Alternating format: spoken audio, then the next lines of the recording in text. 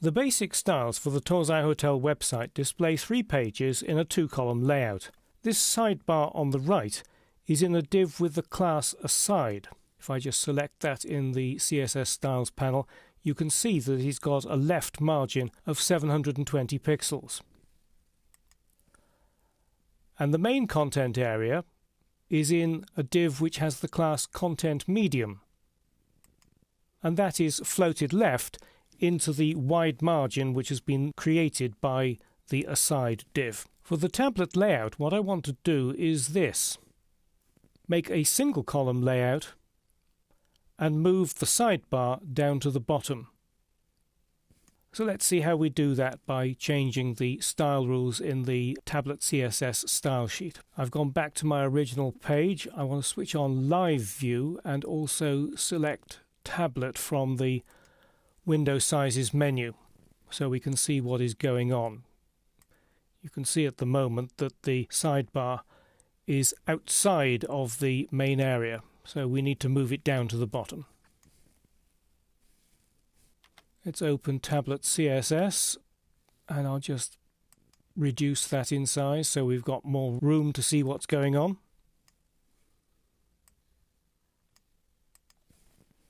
The first thing I need to do is to create a style for content medium which stops it floating.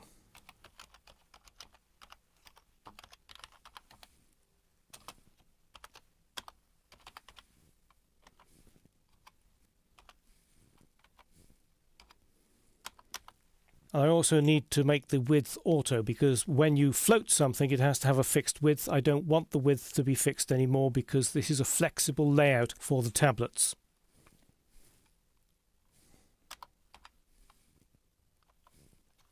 The left margin for the aside class also needs to be changed.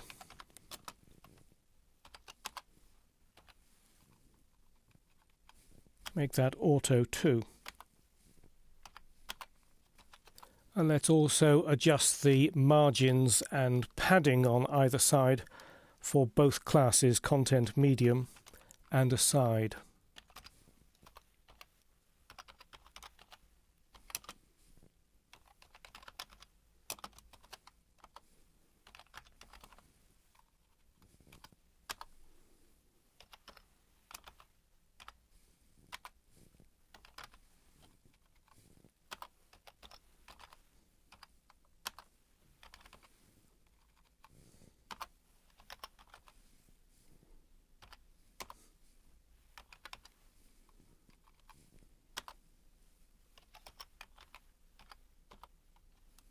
And let's see what that does in live view.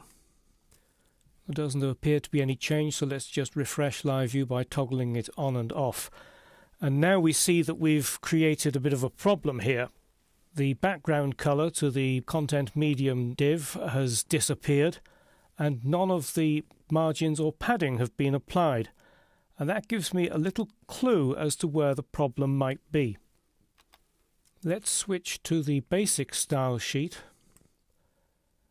and somewhere around about here, there we go, there is this little rule which I have created. As the comment points out, it fixes a margin bug in Internet Explorer 6 and 7.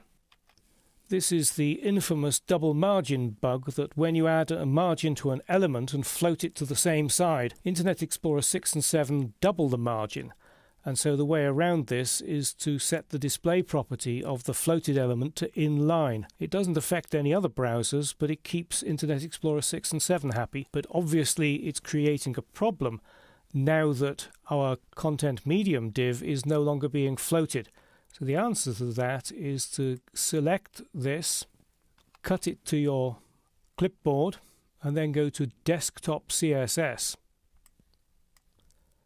And create a content medium class and paste that little bug fix in there. We'll save all related files and let's refresh live view, and you see that now everything has jumped back into place. Thank goodness for that. Because desktop CSS is read only by screens wider than 768 pixels, that display in line, which you've just moved to desktop CSS, will be used only by browsers that are floating that div, so everybody's kept happy. Now, in the desktop version of this page, there's an image which covers the bottom of the sidebar, but now that the sidebar stretches the full width of the page, that's no longer appropriate.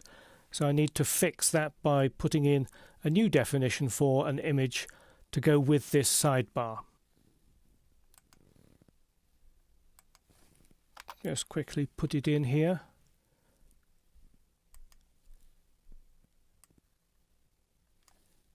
We need to refresh live view. And you see what's happened is that instead of having an image at the bottom, I've created a background image which goes on the side. Let's see how those changes affect another page that uses the two-column layout. Here's the layout as it appears in the desktop version. And let's switch to tablet size using the window sizes menu. And you see that the same has happened. It's been converted into a single column.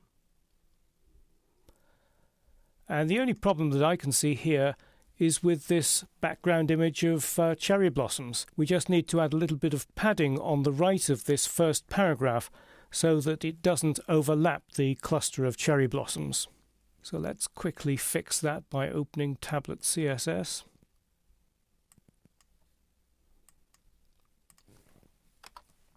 And it's in the blossom div, and that's a heading 3, and we use an adjacent sibling combinator to affect the first paragraph.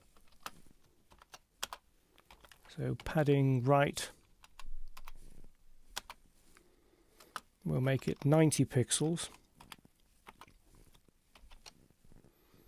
and toggle live view on and off again. And there we are, we're no longer overlapping. Looks quite nice. And how about the final two-column page?